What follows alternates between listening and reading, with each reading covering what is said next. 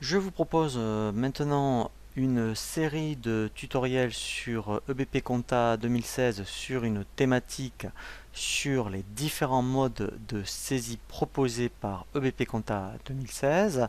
Nous allons voir un premier tutoriel sur la saisie par journal. Nous verrons ensuite un tutoriel sur la saisie au kilomètre, sur ensuite sur la saisie, vous voyez ici, pratique. Nous verrons aussi la saisie guidée, les abonnements et les ventes comptoir, et nous terminerons ensuite sur un mode de saisie un peu particulier mais qui est vraiment très pratique, qui va s'appeler en fait la saisie par ce qu'on appelle les comptes associés. Le premier donc tutoriel que je vous propose sur cette thématique sur la saisie est ce que l'on appelle la saisie par journal. Donc ici, vous voyez, quand vous êtes dans le menu de navigation quotidien saisie, dans l'Open Guide, vous avez ici saisie par journal. Donc ici, nous allons donc rentrer par défaut sur le journal des achats. Lorsque nous étions dans les informations société, et bien effectivement, nous avions donc indiqué que par défaut, nous souhaitions démarrer par les achats. Donc, avant de commencer la saisie sur le journal, une présentation des différents boutons qui sont proposés. Donc là, après, effectivement, on va voir, eh bien ici, que l'on peut faire appel à ce qu'on appelle la saisie guidée, les différentes options de saisie. Voilà, donc c'est quand on veut modifier éventuellement par rapport à des saisies en cours de route, mais là normalement on y va très très peu. Et ensuite on peut trier les écritures. Donc par défaut ici, vous voyez, donc il vous dit sur quel exercice vous êtes, dans quel journal vous situez, et la période. Donc là c'est très important, hein, quand on veut changer de période, alors on va ici et on bascule sur une période différente et on peut ensuite changer de journal ici directement. Alors, quand on commence une saisie, donc lui par défaut, vous voyez, il est sur la première ligne. Alors, document, c'est pas obligatoire, donc ce qui est très important, c'est le numéro de pièce. Donc, on a vu que dans le journal des achats, on avait demandé l'incrémentation des numéros de pièces, donc lui c'est ce qu'il fait, il vous propose la pièce 1, document, ça pourrait être, admettons, donc là je vais saisir une facture fournisseur par exemple, Orange, et bien on pourrait mettre le numéro de la facture fournisseur, mais sinon ça n'a pas grand intérêt. Alors le compte général, donc là effectivement, alors on peut commencer donc par le hors taxe ou le TTC. Donc moi mettons je vais commencer par le hors taxe. Donc puisque c'est une facture de téléphone, je vais donc saisir le 626. Voilà, et là, vous voyez automatiquement, il va me donner tous les comptes 626 qu'il connaît. Donc là, moi je vais prendre la ligne fixe Orange. Donc là, je peux même mettre, après rajouter quelque chose, un libellé par rapport aux dates de facture. Et là, je vais dire, admettons, qu'il y en a pour, admettons, 100 euros. Et alors, après, c'est vrai que quand on veut naviguer, quand on est dans la saisie, vous pouvez faire, vous voyez, la touche entrée. Moi, je vous le conseille, c'est de pas trop utiliser la souris quand on est en saisie. C'est plutôt d'utiliser la touche entrée. Donc là, vous voyez, j'appuie sur entrée. Maintenant, je vais appeler la TVA déductible. Voilà. Vous voyez, donc là, c'est bien celle-ci. Il va me la calculer automatiquement. Et après, je vais finir par le fournisseur. Alors, c'est vrai que maintenant, vous voyez, ça c'est tout nouveau, il y a deux colonnes, soit compte général, soit compte auxiliaire. Alors, soit ici, j'appelle directement le 401. Voilà, alors là, vous voyez, c'est vrai que comme j'avais créé un compte général, il y a EDF. Et comme on avait vu aussi les comptes auxiliaires, si ici je tape Orange, voilà. Vous voyez, en fait, donc ça, il faut avoir suivi, je dirais, le tutoriel sur les informations société. Ça, c'est tout nouveau. On peut mettre en place, et le plan comptable d'ailleurs, un plan comptable auxiliaire. Le plan comptable auxiliaire, c'est pour les clients et fournisseurs.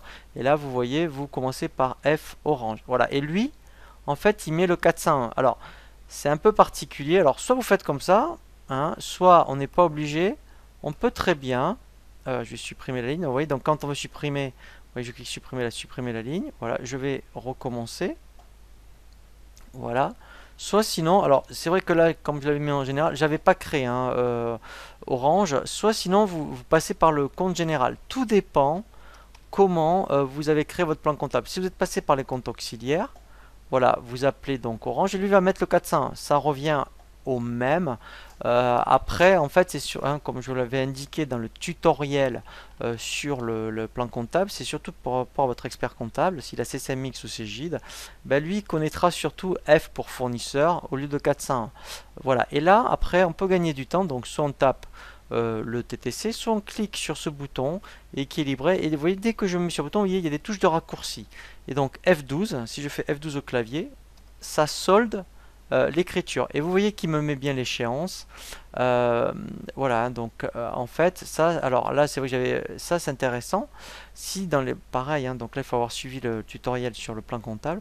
Si vous mettez les modes de règlement dans les fiches fournisseurs, automatiquement, il va vous calculer l'échéance. Voilà. Et quand je veux rajouter des lignes, vous voyez, j'appuie sur Entrée. Et voilà. Et vous voyez, je passe à la pièce 2 parce qu'elle est équilibrée. Et ensuite, voilà. Et après, je continue ma saisie. Donc ça, c'est ce qu'on appelle la saisie par journal. C'est donc de la saisie en mode pièce. On fait pièce par pièce. Voilà. Donc après, alors là, je vais supprimer cette ligne. Voilà. Donc après, quand on veut changer, je dirais, de journal, donc si après je voulais régler, par exemple, cette facture, eh bien ici, je vais dans la banque et je bascule. Voilà. Je vais donc maintenant régler donc mettons la facture orange. Donc là vous voyez en grisé j'ai la touche insert ou ajouter. Donc là je peux faire ajouter. Je vais donc aller chercher mon fournisseur orange. Voilà, donc là je vais mettre 120 € au débit. Voilà. Et là automatiquement, voilà. Il me propose le lettrage en cours de saisie. Donc ça je l'avais paramétré dans les informations société. Donc là après on verra un tutoriel sur tous les modes de lettrage, hein. Donc là je sélectionne. J'aurais pu en avoir plusieurs hein, factures. Je dis c'est celle-là que je veux régler. Et en même temps, je dis je lettre. Voilà. Et là, vous voyez lettrage auto. Donc là, l'avantage, c'est que quand je fais fermer, voilà. Donc il y a la contrepartie. Mais en plus, le fournisseur est lettré. Donc ça, c'est vraiment intéressant. Euh, voilà. Donc là, après, vous voyez, donc pour vous faire aussi une présentation sur les différents boutons, on peut consulter lorsqu'on est en saisie eh bien, un compte, hein, vous voyez, consultation, voilà, donc consultation lettrage, on peut consulter un compte. Voilà, on peut également faire des opérations, voilà, donc traitement sur les écritures. Donc ça, on y reviendra, toutes ces notions comptables, hein, contrepasser, réimputer, voilà, mais on peut s'en sortir maintenant de la saisie, faire directement. J'aurais pu aussi régler, c'est une autre façon, hein, donc là c'est moins comptable hein, maintenant. On peut donc régler directement la facture, hein, donc ça aurait fait directement le 512 tout seul. Voilà, donc là on a vu les principales je dirais options.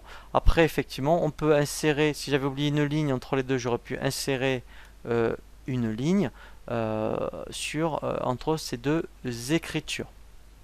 Voilà, donc et après effectivement, alors après donc je fais enregistrer et fermer. Et après vous voyez voilà, donc là je suis au mois d'août et je peux également passer ici pour changer de journal par rapport aux factures que je dois saisir.